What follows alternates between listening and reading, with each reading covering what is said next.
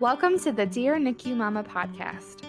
Our mission is to connect the past and the present NICU mom by bringing them out of isolation and into a sisterhood of women who can stand alongside each other as we heal and grow both in and out of the NICU.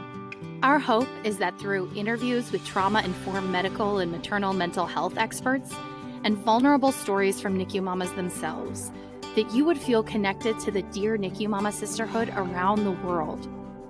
So, whether your NICU journey was 50 years ago, or whether you find yourself in the NICU today, we hope that this podcast reminds you that you are not alone. Friends, and welcome back to the Dear NICU Mama podcast. It's your host, Martha, and Ashley Ham, star of the Martha world. Mink. We should really start like a little telegram business where we sing telegrams for people. You know what? That's exactly what we need to do. Is start a business. Are you traumatized? Listen to this song, and then we'll sing them a song about how healing is lifelong and you are not alone. This is true. We should do that. I did send that.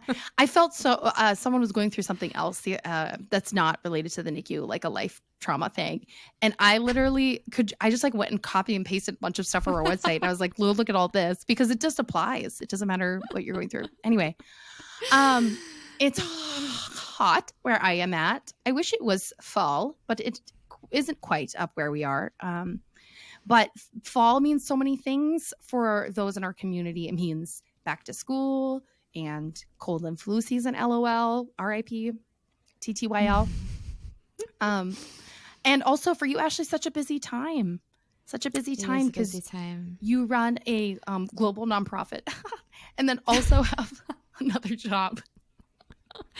And sometimes for fun, I just look at jobs online just to see what's out there. What's wrong with me? Oh, wait, I'm an Enneagram 3. Yeah. That is what I do. Are you okay? Yeah. Are you okay? I don't know. Anytime you ask that, you're like, people, that's something that happens a lot in the girls' night out, is they'll be like, oh, where are you on a scale of 1 to 10? I was like, I didn't know there would be a quiz. Anyway. Well, I'm actually doing pretty good today though, because it's finally broken the heat a little bit. It's like 75. It's kind of rainy, cloudy. So it's a good day to be inside recording this podcast. So I'm very excited. Well, your skin looks super great and glowy. Well, if you were to see up close, you'd see my hormonal acne all up down here. I've got 2 right here. It looks like I've got 2 Marilyn Monroe piercings, but they're red and pus. What if you just pussed? What if you took a Sharpie? No, we're going to keep that. What if you took a Sharpie and just colored them black and then they became beauty marks? That'd be great. I guess I look like that would be like it's kind of like a reverse vampire situation, or I don't know. I have been double cleansing though, and I do like it. It does help a lot. And I know that's LOL because look at this, but I'm going to get them no matter what, but it helps no matter what. Bad. Yeah. Oh, I'd rather get 2 than 50. So. Exactly. It's crazy. But yeah, double cleansing. You know what? It's so gross. This is not NICU related. I'm so sorry. But it is hormonal related. We are all hormonal women. So there we go. When you use the micellar water or whatever it is that you use, but the micellar water, I use a cotton pad to wipe it off, right? And in the morning, I've washed my face like the night before, and it's like so disgusting. And I'm just like, I'm like Shrek, just walking around. In the best way. You are beautiful and loved just as you are. Well, speaking of people who are beautiful and loved, I'm thinking about our guest today. Sometimes we interview on this wonderful podcast experts in the field of neonatology and maternal mental health. And then sometimes we get the wonderful special gift of having parents just like you, NICU parents and alumni, that come on to the podcast and share their story about who they are. And today's guest is super special because even though we've only known them for approximately 2 years, LOL, right? Feels or so something like longer. that, 2 or 3 years. I feel like we've known you forever, and we also are extremely blessed to have this guest as one of our team members who helps us as a moderator for the Dear NICU Mama Facebook group, which has it's like almost 7,000 members or something like that. It's crazy. So welcome to the stage, Jessica McCloskey. Hello. Who's that girl? It's Jess. Yes, that's you. Yes, we should have played that introduction for you. It's okay. I just sang it. It's fine. I missed that opportunity as a creative director. Darn it. I think that Jess is, okay, a couple of things. Because every time we have a team member on, we just like love bomb you for approximately 5 to 7 minutes.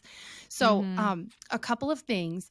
I think that Jessica is so real, so fun, and also just like a walking love bomb herself. I love how you take care of people and like in such a special and unique way. And you are so tenderhearted and you're nurturing, which obviously lends itself to the work that you do. But you also, we were so surprised when we got to meet you in person. We had a retreat last year and oh my gosh, you had us all in stitches. You're so funny. Oh yeah. You And took a us blast. by surprise in the best way. I remember that after the first night I looked at Martha and I was like, she is so much fun. It was so much fun. We knew you were fun, but then meeting you, it was like a new level. It took us all by surprise. It's like severe only child syndrome. I just like have all these things I want to say, and when I'm around so many people, of course I'm going to share it with you, and I'm going to tell you how you are not Shrek, you are Fiona. Right. I'm like hot Fiona, like Yeah. Shrek the musical Fiona. Yeah, Martha. yeah. Even at the end, I feel like, you know, even when she's green, she's a babe. So maybe that's And you know what? She's a She multiple chose mom. Yeah, she she's- chose to be green. You know, at the end of the day, she could have gone back to being like the blondie perfect little princess, but she chose to be green. she probably, you know, the mud in the swamp probably was a good double Wait, cleanser. did you guys know that the guy who sings the Smash Mouth guy died? Oh, yeah. The guy who sings All Star, he died. I I saw that, and I was Liver like, oh failure. no, Oh, that's terrible. liver failure. Yeah. He's, you know, a rock star. There you go. It tracks. What happened? Or if you've had severe preeclampsia, True. There you go. But help. Bring- Hashtag help. bring it syndrome. back. I don't know if Oh, you yeah, remember, yeah. Martha, but I was Fiona for Halloween last year. I remember And because the- you were a babe. Oh my gosh. The first person I sent a picture to was Martha. You should put those in the description box of The episode description.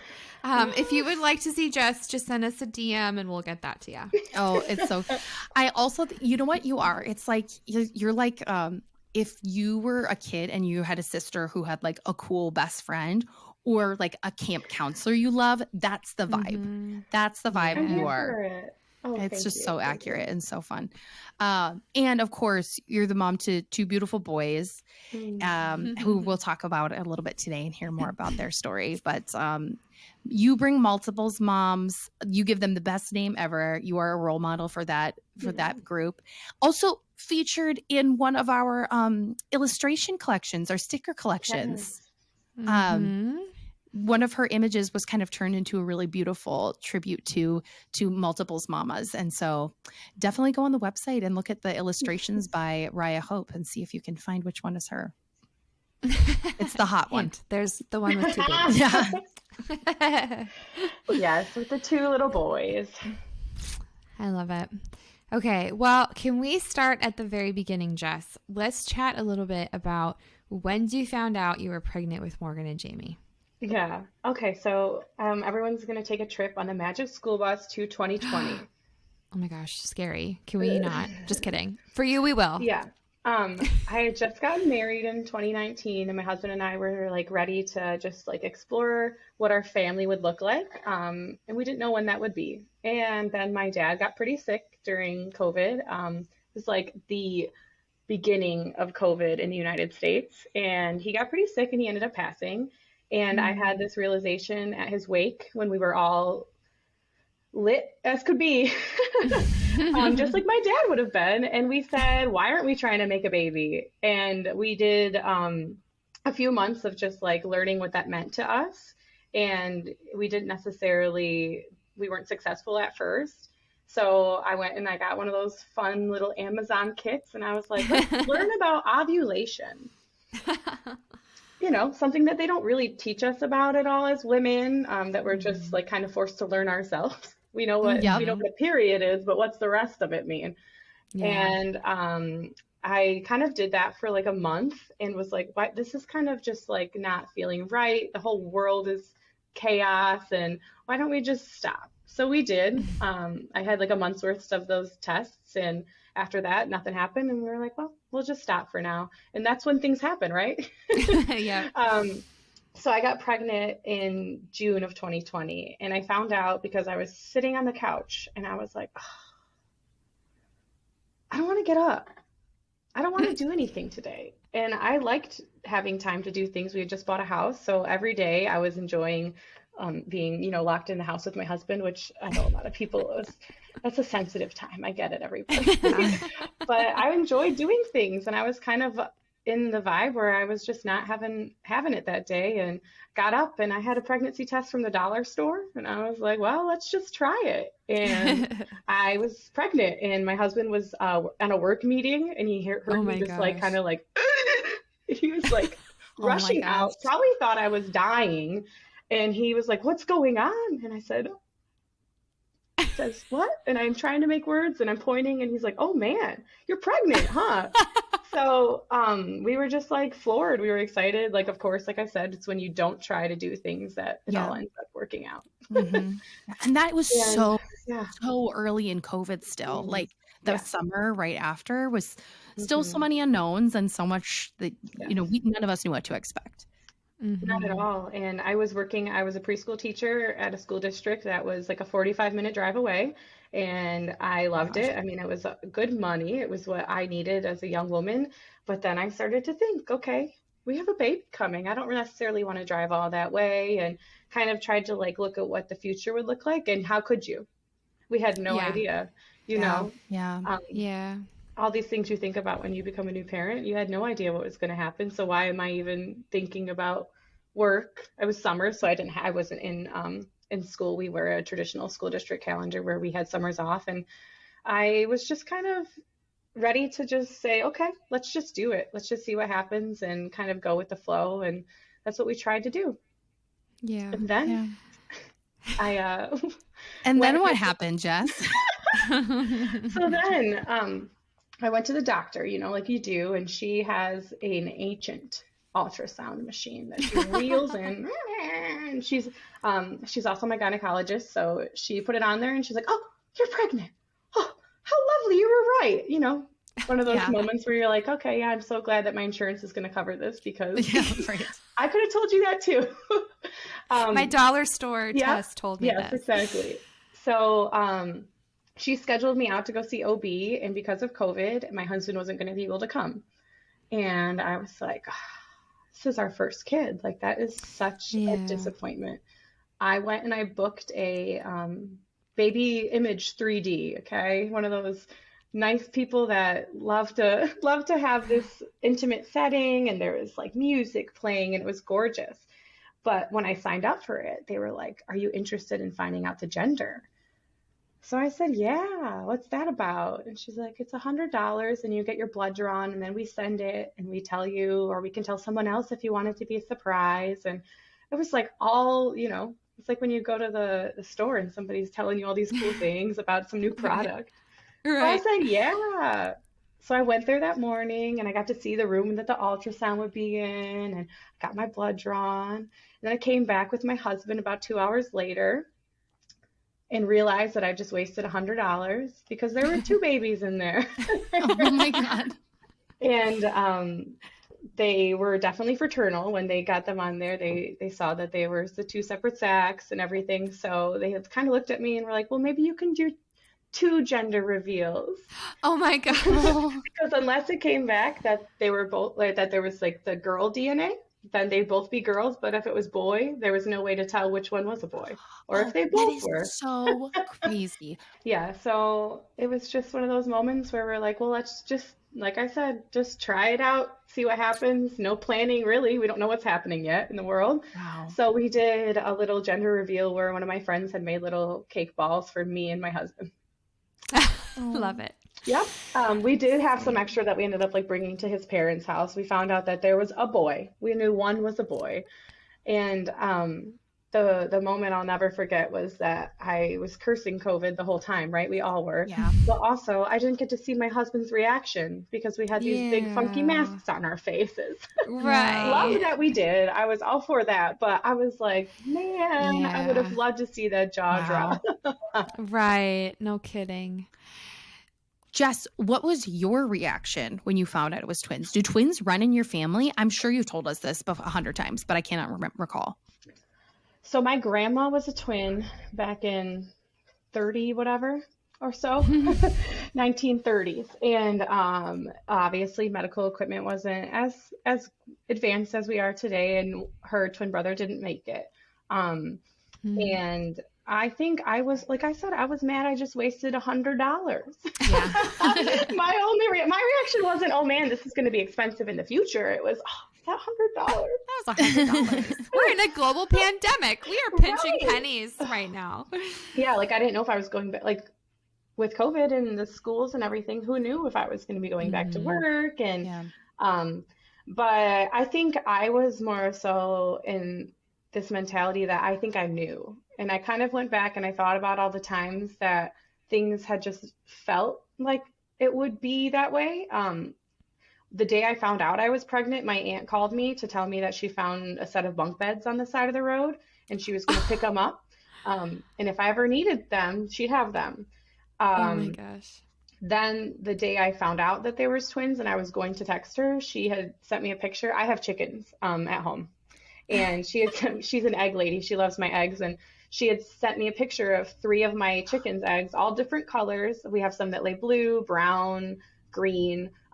She said, sent me a picture of them, and 3 of them had been double yolks. And oh my gosh, we just kind of like, you know, my husband and I was like, I was about to call her and I opened my phone to see this text message. So when I called her, I said, you knew it, didn't you?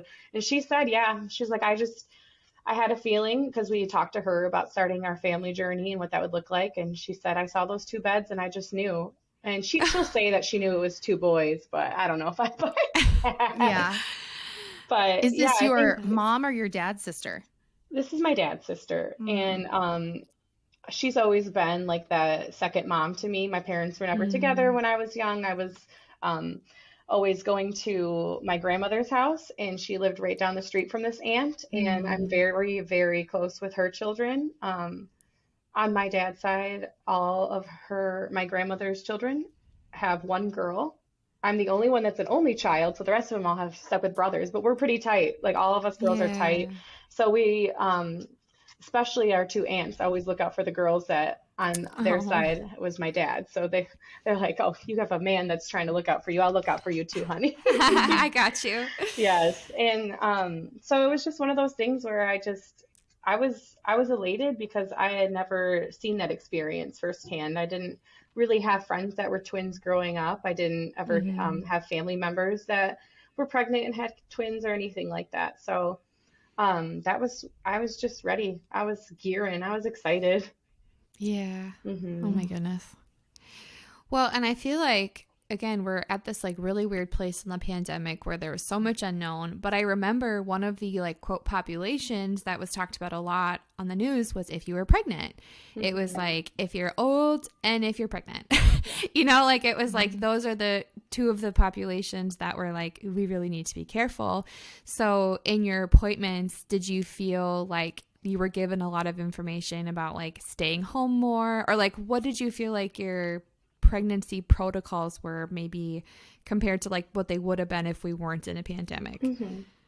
I will out my OB office when I say right now that they tried to talk to me about how twin pregnancies don't always have to be a high risk pregnancy. And that's the truth. But in the middle of a pandemic, you know, there's thoughts behind that. Okay, sure, it might not be a high risk as you would think, but everything around us is high risk right now. So what does that mean? So there was a lot of questions I had to ask, and I didn't know if maybe that was like the teacher coming out for me and knowing what my protocol was during this time.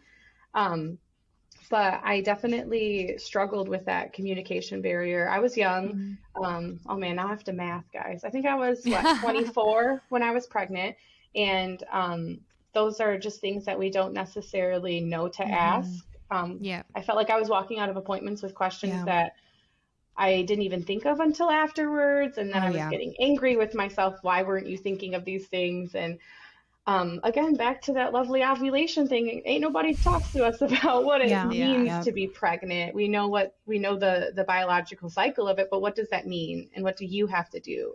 Um, so I definitely struggled with a lot of boundaries. What did that look like for myself? I'm a very social person. I'm around people a lot. So I definitely did a lot of those like game nights with our friends. And I know half of them didn't really want to, but they did because of, they knew I couldn't do much. I couldn't leave and Mm-hmm. even go to like outdoor things. I wasn't very chill with for a long Yeah. time until we got to about like that viability range in those crucial weeks. Until then, I was pretty comfortable just keeping to myself.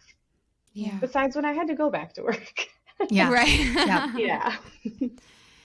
So then when they were talking about how like a twin pregnancy doesn't necessarily always mean high risk, had they talked to you about the NICU or like kind of talked to you about potential early delivery, or were they just kind of like, nope, I think it'll be normal and everything will be fine? At first, it definitely seemed like that. I have a blessing of knowing what the heck an NICU meant, right? What NICU meant. Because in college, I was in a sorority that worked in partnership with the March of Dimes. So I Oh, I had, didn't know Sure. that. yeah, I had done a lot of work with the NICU. You're My so boys actually, cool. with the NICU that my boys were actually at, I got to do a lot Oh. of work with, and we would do different things during sorority recruitment where we would make things to drop off at the children's hospital. Mm. There was a time where all of us were trying to get certified to be volunteers there until you realize that that's really not something a college kid, not necessarily, not that we shouldn't have been doing it, but like it's a lot of, it's almost like applying for a job at a hospital. There's a lot Yeah. of things we had to do. And um, I had at least known what some of those machines would look like, what certain things meant. And I definitely got in my own head at first. I went and I joined twin mom groups on Facebook, which is Mm. a lot of our listeners right now probably found this exact organization because they looked up NICU mom on Facebook. Mhm. Um, so I joined a lot of twin groups, and I had to definitely manage how often I was looking at them because there was a lot Mhm. of NICU babies, especially with Mhm. COVID. There was a lot of deliveries that even if they were full term, they weren't early. A lot of these babies, their mamas, they weren't doing so hot at the time. And it just came down to the point where I was preparing myself more than I think my OBs were. Wow. Yeah. Yeah. Isn't that crazy?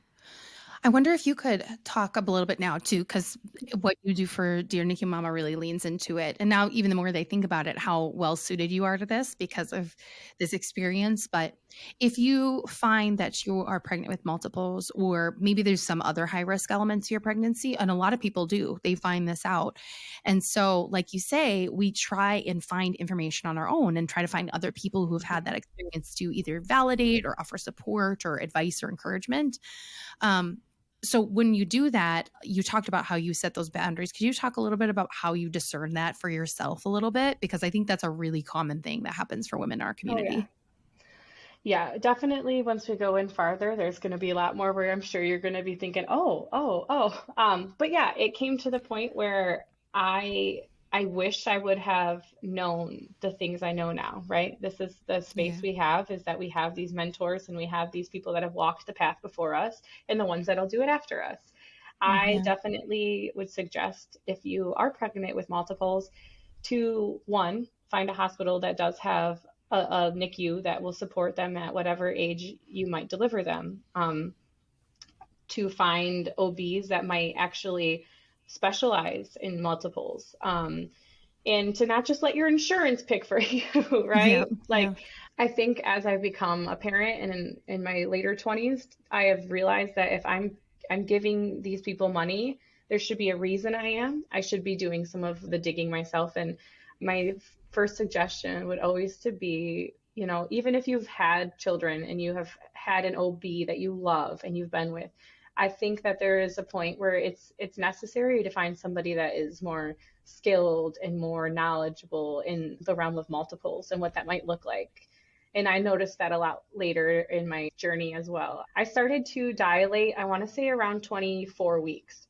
Wow. So I was at least proud of myself, you know, hey, look at us. We made it to viability. And that's, like I said, when I started to kind of let loose on some things. So I'm sitting here thinking, okay, I went to the apple orchard and went and picked up cider. And oh my goodness, that must be the reason why this is happening. Well, no, it's not at all. Jess, it's not. Right. It's not. Somebody's screaming from behind. It's not. It's not. But at the time I start progressing and I start having these um, toxic thoughts in my head, trying to put the blame on myself. And Mm-hmm. um, the whole time it was kind of like, oh, we'll just keep monitoring it. We'll keep monitoring it.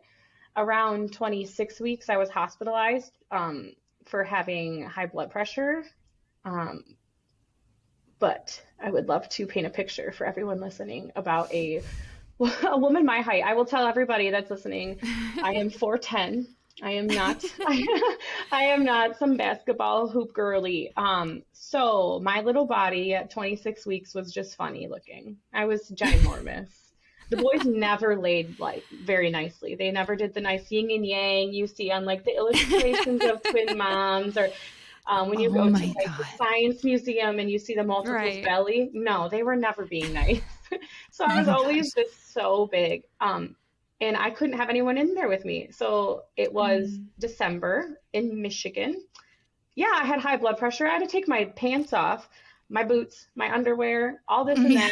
that. And then they would come in and they would do the exam. And then sometimes they would kind of do it roles reverse, where the exam would be first and then they do vitals. So this is a situation where they had done the exam and I was getting dressed and then they came in to do vitals. And it was Oh yeah. COVID, so they were kind of monitoring who was going in each room, and it wasn't as fluid as like a regular doctor's office would be any other time of, our lives.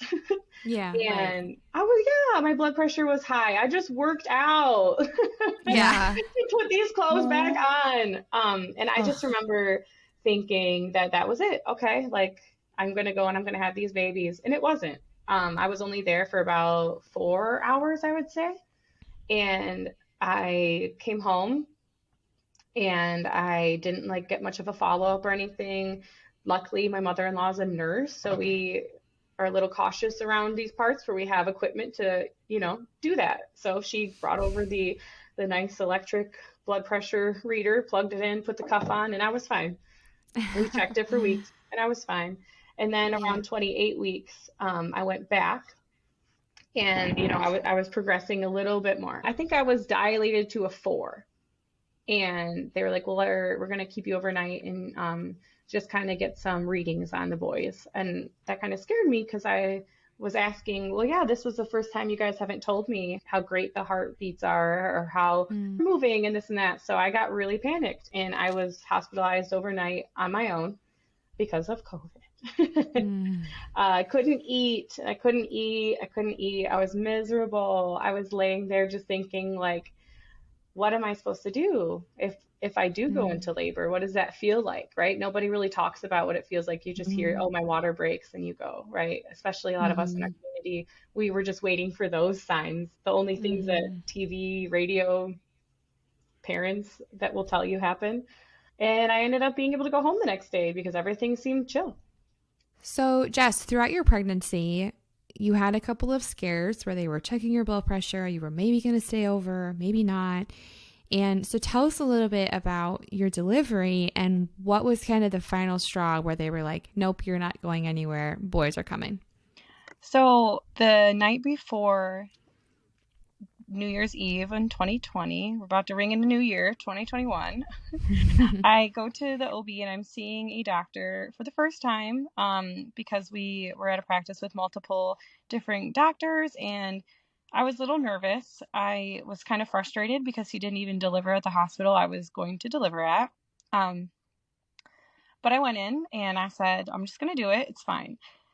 So I did my check and he says, all right, I just want to know, what have they talked to you about? What have they told you? And, all I said was that I've been in once for high blood pressure that they deemed to be nothing. I went in once because I was progressing and the heart rates were not as great as they usually were, but everything was fine and I went home. And he said that now was the time we needed to talk about starting to take progesterone. He was kind of floored that it hadn't been talked about before. with all of like my COVID Googling that I was doing, I definitely learned what that could be and what that would help with. And I never had the nerve to talk about it with my other doctors I had saw, because I was struggling with a lot of um, that feeling that I was too young and too, unknowledgeable to be talking about those things. So he said he wanted to start me on progesterone, explained that it was a compound drug and it was going to be hard to get, but we were going to make it happen. So I drove around for about 4 hours in a blizzard all around Flint, Michigan, trying to find someone that would make a compound drug the day before New Year's Eve. And unfortunately, I ended up dropping it off on that day. And we had New Year's Eve. It was wonderful. New Year's Day was great. And then I want to say it was the morning of the second. Kind of into the second. It was around midnight or so. I was like, oh man, I think I just peed myself a little bit. How embarrassing. I called my mother-in-law to ask if it was my water breaking, and she said, well, if it hasn't been a gush, it's probably okay. We'll just see how it goes, right? And I'm like, yeah, you're right. Mm-hmm. So I went on with the next day and everything was great until, again, it was around the exact same time the night before, where I got out of bed and I felt like I just peed. And that time I was like, I definitely want to at least go and make sure everything's okay. My husband was still working from home like every day during that time of COVID. And I was like, can you just pack up your laptop in case we have to stay and yada, yada. And he said, okay, that's fine. And I decided I wanted to go to the hospital that other doctor delivered at, that he had all this knowledge. And like I had previously said, it was the hospital that I used to go and volunteer with. And I knew that they had a NICU there. And I knew in my heart that that was probably what was going to end up happening. So we went in on the 2nd into the 3rd. So I think it was about 2 a.m. on the 3rd. And I called my OB who was on call, who was asleep, obviously. I preached to them because they're doing their thing. But I called her, and I don't think she was expecting me to say, I'm not going to this hospital. I'm going to a different one. And I think she was pretty caught off guard. She was asking questions. Well, why? No, come here. Like, I'm here. We can talk. And I want to check you out. And I said, no, I'm not going. And we were already on our way to the other one anyway. Luckily, this one was about 5 minutes from home, which ended up being the biggest blessing in the world, and something that we didn't even know that would be something we needed so badly. So we get there and they do an exam, and yeah, one of the waters did break, but he has lots of fluid still. So let's just kind of see how things are going. They were both head down when we went there, and it was 30 weeks and 2 days. And they got me all checked in. We went to the labor and delivery floor, and they just wanted to make sure things weren't progressing anymore. And, did all the lovely things that us preemie mommies get. We got the magnesium, where every 20 seconds, everyone's coming in and asking if I'm okay. And I'm thinking, oh, I'm fine. I'm fine. And it wasn't until I realized that, a lot of people, this is so bad. A lot of people will try to have their babies on New Year's Eve or New Year's Day because the hospital gives a scholarship or some type of grant. Oh my gosh. Oh Lord. To the first child. Therefore, the entire floor was empty. So yeah, everyone's coming 20 minutes to ask if I'm okay because everybody has nothing else to do right now. Oh my gosh. And, I remember reaching out to some people in the twin mom groups that I had met asking, had you had magnesium? Yeah, I did. It was awful and blah, blah, blah. And I don't know if maybe it was because I had so many people coming and talking to me that I was fine. And we basically got everything under control, and they wheeled me into the mother and baby unit where, again, there was nobody there. I think there was one other mom who had just had her baby there, and they're like, we're just going to keep you here. We're going to do an ultrasound later in the day, and we'll do another one the next morning and make sure that fluids are good. So we went in that night to do the ultrasound down at the basement, and everything seemed good. He had lots of fluid. This was baby A. And he basically was looking good. So we kept going, and the next morning I went down there, and This was the morning of the 4th, and everything was great still. He was looking good. They weren't both head down anymore. Like I said, they were never nice like that. They always had to lay different shapes. At this point, they were laying like a T. And the ultrasound technician, she kind of laughed. She's like, I'm not going to be able to get you a single picture of baby A. He is so low. She asks me when the last time I had measurements on him was, and I thought back to week 28 when I had the last ultrasound done. She had to go in with a probe because of how low baby A's head was. She couldn't get a measurement on his head. So she said that, you know, he's just right down there. I can't get any pictures of him, but baby B and baby A are all healthy. I just can't get any images. So we kind of went on this back and forth with the different doctors about, are we going to schedule something at a certain time? How long can I keep him in there? I don't want infection. What would that look like? And they said that they would end up delivering the boys at 34 weeks, which to the date would have been the day that my dad had passed away. And I remember thinking like, whoa, that's crazy. That is just like, it just gave me chills. Just because of how our family starting journey had looked like. We were building it based off of losing him. And we just kind of had a great rest of the day. I ate all the food I wanted from the hospital menu. My husband was working. I think we had gone, or he had left to go check on the dogs at my in-laws' house, and he came back. And around 8 p.m., I was just feeling like I had to poop. And poop. And I'm like, babe, I don't know what this feels like. I don't know what's going on. Like, I'm trying and nothing's happening. And so finally a nurse came in, because I was doing so well. It was just kind of, you know, almost like somebody coming checking, making sure we had water and cookies. And she says, what's going on? I said, I've been on this toilet for like 20 minutes and I just feel like I have to poop. And just the look on her face, I could just tell. I just knew that she knew that was going to be the time. And she had left, and I just was in excruciating pain as soon as she walked out the door. It was just like kind of like comedy. I always say it was like just watching a TV show or a movie, because as soon as she turned, I was like, what's happening? Oh my gosh. It was outrageous. I had an IV in, and she says, I'm going to go get you a ball. I'm going to go get you a ball, and we're going to do hands and knees. Again, I'm only 4'10". I have a huge belly, and I'm just kind of laughing. I'm like, I don't know if I'm going to need the ball. And she's like, okay, then let's just do hands and knees. So she gets me on my hands and knees, and she goes out to get a doctor to come in and do a check. And my IV busts, and my arm is swelling. It's comedy. My husband's screaming. I'm like, what's happening? And it's like, you know, it's one of those things that you never think you'll see in your body, and freaky stuff. Oh my God. So I'm like, turn it off. And he doesn't know how. So I just ripped it out, and saline or whatever is in there spraying all over the room. Oh my God. And you're on your hands and knees. Oh my God. So funny. So then so exposed too. Like that's such an 100%. exposing position. Like you're just wearing. And because this was mother and baby unit, the rooms were so small and the beds were so big. So about 8 doctors come in, all of the residents as well, you know, and he's going to go do an exam. And apparently I was bleeding, and I obviously didn't know. I couldn't see half that for half the pregnancy anyway. So oh my gosh. There's no way to have known that myself. And he says, I'm looking at a baby's head right now.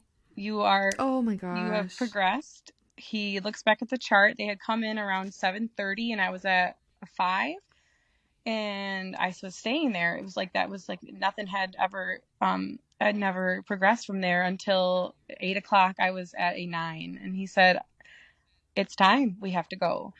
And that was the most chaotic minute of my life. My IV busting. Again, I'm hands and knees. Everything's out for show, and saline is all over the place. And I finally get my back into that. And a few nurses rushed to go grab my husband some scrubs. And he said that before he could open his eyes, I was strategically being wheeled out of this tiny room. This bed is hitting walls. They're hitting people. Gosh. Oh my gosh. These beds don't break down, right? They're not the ones that are meant for delivery. Why did they do that? I wasn't progressing. Everything was fine. We were going to chill for 4 weeks. And it was just enlightening to see how quick things can happen. Yeah. Again, like at 7:30, I was at a 5, and then come 8:30 or so, I was already almost at a 10, and this baby was going to fall out. And had they both been in head down position, I would have probably just delivered right there. But because baby B was laying like a T, or the top of the T rather, way up in my ribs, a lot of people don't like realize how unsafe it would be for that. That all that shared space is gone, and that baby could tumble and wrap a cord around its neck, especially since they had their own placentas. So we rushed out, and my husband had his phone out. By the time they got me out of there, I want to say it was like closer to 9:30, because again, it was comedic how hard it was to get this bed out of this. Oh my gosh. So then after we get out there, they throw him some scrubs and stuff, like I had said, and he's just opens his eyes, and just chaos. I'm out the room, and I just remember going into the OR where there was about 16 other people. So my whole posse of like 8+ are rolling in with me, and then I'm looking at like all of these people, different ages, students with clipboards, and just this absolute wild feeling that like I felt like an experiment. And I come from I have a teaching background, but I also have a biology background. I have a minor in field bio, so I know what it looks like almost to be in like operation when we would do different things with different animals. Or it was one of those things where I was like, wow, this is crazy. I was screaming. I remember just being in this utter like realm of just like panic, absolute panic. And the pain was so bad I wasn't able to get up. I don't know where I thought I was going to go, but I was trying to get up. I was just distraught. And it took this nurse who she had been there, I think she was getting ready to leave, and she had only ever come in once to just check on our water, if we need any more water or whatever.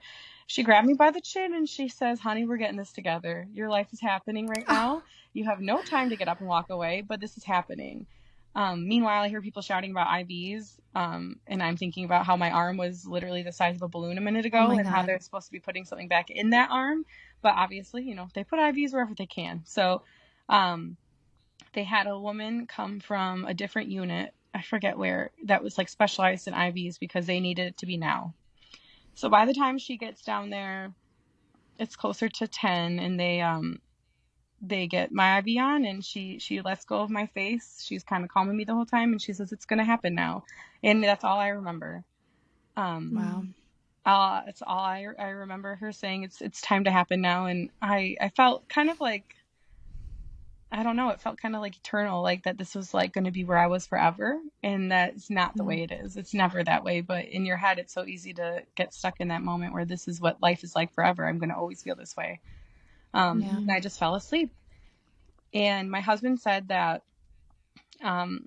they had him ready by 10:30 because they had to do scrubbing in, and they had to talk to him about things. And by the time it was 10:30, he was about to start walking down that way when they said that it was too late. And to him, like, what does that mean? Right? Oh like, my God. Literal chaos. She saw the look on his face, he says, and she says, no, I'm so sorry. I should have used better language. It's happening now. We can't go in. It's just not okay for us to go in during this right now. So he said that he saw 2 little isolettes get rolled right out, and they said, all right, you want to go meet your boys? And he was wearing his scrubs and stuff, so they helped him take them off. And I had brought our camera. I like to document a lot of stuff, and I brought our camera just to see what happened. And I love him to death, but the pictures were so funny when he came back. But he got his camera out. Somebody took pictures of him doing it, and he got to go, and he got to see the boys. And I felt as if he kind of stepped into the role of the patient. He didn't know what questions to ask because he had never experienced it. He didn't know how he should feel because he had never experienced it. And it just felt like we were young kids, he said. It just truly felt like he didn't know what he was supposed to say or ask. And when it came down to it, he came back with not much information other than the fact that they were fine, they were okay, and that he just waited for me to wake up. And when I woke up, I remember just being high as the sky. I remember being a rock star. I was like, I did it. And he's like, you did it. You did. It was such a proud moment. Even though I don't remember a single thing because I wasn't able to, I'll always remember that people feel that way. You know, I've heard of my friends or my family talk about after they push that baby out that they feel they did it, right?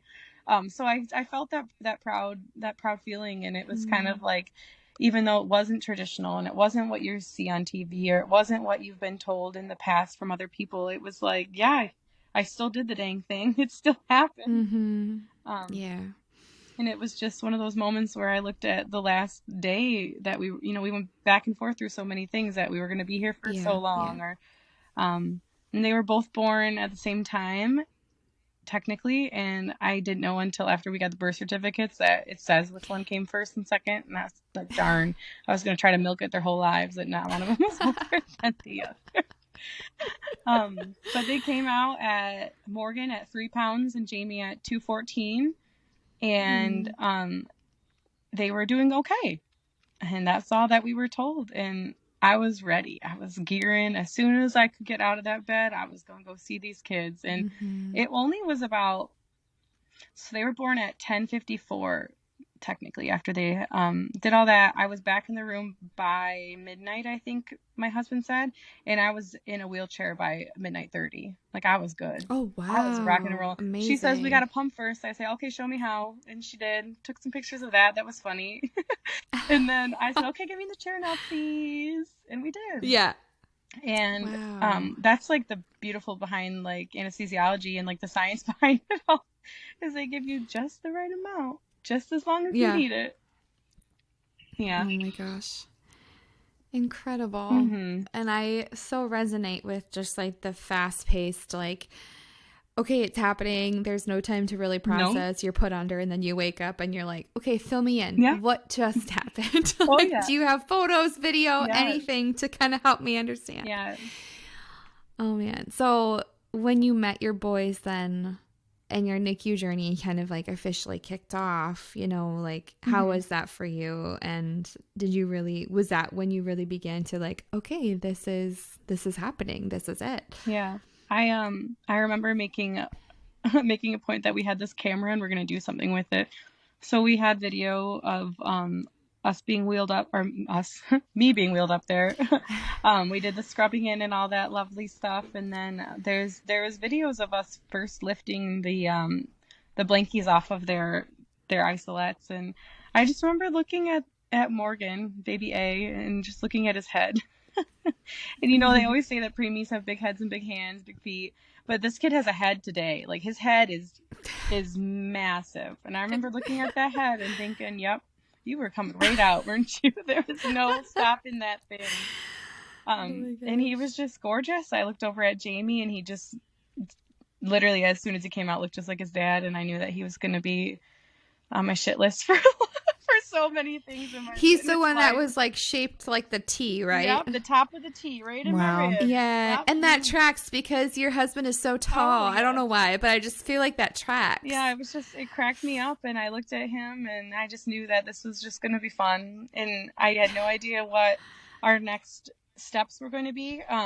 Luckily, I did meet with the neonatologist that was on call. I want to say the first day we were there. So we hadn't like necessarily had any like of the big emotions come up yet, because everything has seemed like normal and level. So he went through like what the different weeks would look like if you do deliver at 30, if you do deliver at 31, if you do whatever until 34, which is what our goal was. And so I at least had heard some terms. So when they came to me, they were talking and, you know, yeah, okay, that checks out. That's exactly what's supposed to happen. They both will need respiratory support. That's right.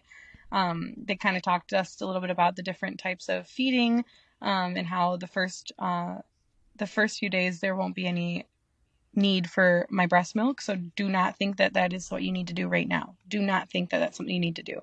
And it was just kind of lovely to hear and refreshing, especially nowadays, listening to how many people talk about how the first thing they were told to do was just hook up to a pump.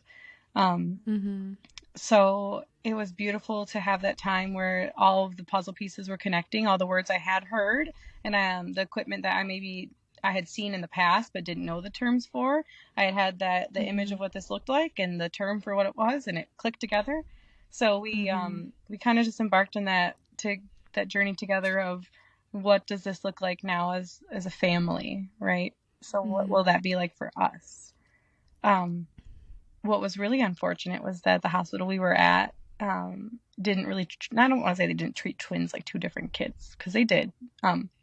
But we were only allowed to be the visitors for each of them. I have heard of other ones where, they kind of pulled it off where mom could be baby A's visitor and then an additional family member. So we just kind of knew that, okay, they're going to be our little bundles for a long time. And I was okay with it because of COVID and stuff, but they're the first grandchildren for both sides. And it was just really almost heartbreaking. As the people pleaser I am, Martha said in the beginning, that I'm always trying to make others feel so appreciated and so warm and welcome. And it was really hard to have to tell family that, it's not happening, that you're not going to see them until we come home. And I think that was what stressed me out the most, was that I got to be here and I got to share in this moment with my husband, but our family is not just the four of us. Even today, it's not the four of us. It's his family. It's my parents. And so it was really, I think that's where I struggled the most, was that we weren't going to be able to share this with other people, like the traditional birth and not COVID births would look like. Yeah, for sure. I think you echo so much of what so many people have described with COVID deliveries too, like this idea of being really extra isolated in the NICU. And then, that experience of not being like really fully as a family or being able to share the boys with your loved ones until you come home. Right. So can you talk a little bit about that journey to home? Like when were you able to come home? Were they able to come out at the same time? That's always another thing for multiples too. Yeah. It's so hard. Sometimes you're caught in between. Yeah. I think, that was a thing I never had comprehended. I never had thought that we would have the journey we had, where we had 2 feeder growers, right? It was lovely. I was blessed to never have had any hiccups. Jamie, he was the smaller guy. He stays small. He's small today, but he rocked and rolled through every single thing on his checklist, right? We all know the checklist. And Morgan was usually 1 day behind, 1 or 2 days behind that, until it came to respiratory supports. We could not get him off of just low flow. There was no getting him off of low flow oxygen. And the day that Jamie came home was the day that Morgan got to get off of his low flow. So it was the hardest day and the greatest day. Jamie had stayed 1 extra day just for logistics of things. I have no idea how they helped us out with that, but with logistics of it all and what that would look like to have him come home. So we did was that my husband would start his FMLA as soon as Jamie came home. So he was able to stay home during the morning, I stayed home during the mornings with Jamie. And then he would go to the hospital and do rounds with Morgan. And that was really hard, because I think I wanted to be there for those times and to hear these things, but I couldn't hear it. I couldn't hear the reasoning behind why he wasn't coming. It was just so hard for me to comprehend that they couldn't be together. We also were at a NICU where we couldn't bring him back. So Jamie couldn't come back and do visits. And I remember having my husband go every morning, and it was never great, because we'd hear all these great things. He was off low flow. He was drinking his bottle, and then he'd have several Brady's in the middle of the night. And it was just constant, where it was like, we made it to so many days without anything. And then here we are again. And then so many days without anything. And here we are. Meanwhile, at home, trying to manage a newborn, and I was pumping at that time. So I was trying to pump get milk up to Morgan. And we successfully, based on where we were living, based on the life that we were living at the time, were able to go every single day, but it never felt enough. It never felt like Yeah. we could be that family, because we weren't. If one of us was up there, we would FaceTime. I have like several screenshots of us FaceTiming the boys, and it sounds so silly, because they're literal newborns, but we needed them to at least have that space together. And Morgan ended up coming home in a way that I wasn't sure would be home. I didn't know if it was going to be going back in an hour or two, but he was having Brady's mostly while he was eating. And it was usually when nurses were doing the feeding, and it was so hard to not be that mom that's frustrated with staff. But we would go in and we would feed him at the time, and nothing would happen. And so it's so hard to not be frustrated. But then finally we had a doctor. We did each week was a new doctor, and finally we got to the one that had been there when all this kind of started, because it was about like a 2.5 week journey of these ups and downs. And she said, I want him to go home. I want him to go home, and I want you to call, and I want you to come back if something happens. You are so close to us that I feel confident if something did happen that we'd be able to be there in time, that things would be okay. So we brought him home very unexpectedly. We were just there for rounds, and all of a sudden it was, okay, we're going to take him to Cirque right now. Poor thing. We're taking him right now. We're doing it right now. Come back from lunch. By the way, anytime someone says Cirque, I think it's Cirque du Soleil. Like they're taking them to see Cirque du Soleil. I'm so stupid. But yeah, that's so crazy. That happened so quickly. Yeah, and they took him back, and we came back after lunch, and we did XYZ and EP, and we got to go, right? So we brought him home, and we all looked at each other like, so who's feeding him? So who's going to do it? And he did not have a single scare ever since he had come home. Wow. Their doctors were even saying like maybe he just needed his brother. And I think we all just needed each other. I had spent so many days just sobbing next to him. It was just so unfair to him to do that when I wouldn't be doing that much at home with brother. So once we all got to be home together, we did the same thing with Jamie, where we had my parents come over to my husband's parents' house. So we all were together, and we all got to meet them. And when we brought Morgan home, I definitely felt this peace, this inner harmony that like, goodness, they're all here. They're all together. We're all happy. And like I said, I was so blessed to not really have many hiccups during our stay at all, besides the feeding journey with Morgan. But then we really had the most smooth transition home I think we could have had. Morgan ended up nursing, which was crazy. Like he ended up, we nursed for 11 months. And it was just one of those things where I do truly think that he just needed to be back with brother. And it was just such a lovely thing. It was just incredible to see them together. I tried to take photos, and it was awful because it's not easy taking a picture of one infant, but when you put two next to each other. Two. Yeah. And they are so funny. To me, they're such a, and this is maybe a little, they're very much like a Blues Brothers combo. Do you know what I mean? Yes. They are, you can tell they're brothers, but they have different looks, and God, they're so adorable and so fun. Yeah. Yeah, they just feed each other so much different energy that I think even to this day, when one of them has to go somewhere, like it's miserable for like at least 20 minutes until the other one calms down. Definitely tied at the hip, but when they're in the same space, they are comfortable doing different things, but they have to know that so be that Jamie's in the kitchen playing with Play-Doh and I am Morgan playing with sand, but they're in the same space. They are separate. They do things differently. They're different people, but they thrive when they're at least in a shared space. Oh, that is so beautiful. Yeah. Thank you so much for sharing about them. When it was a really unique time for you as well. I feel like within a 12-month time frame, you went through so much in terms of loss and grief, and also new life and renewal in a lot of ways. And I wonder if you could talk about that for just a minute, just about like what that season meant for you. And especially like we say, you know, you get older and there's so much, you know, now as a parent that you wish you could go back and tell yourself, you know. How did you change and how did it change you? I definitely felt the need to advocate.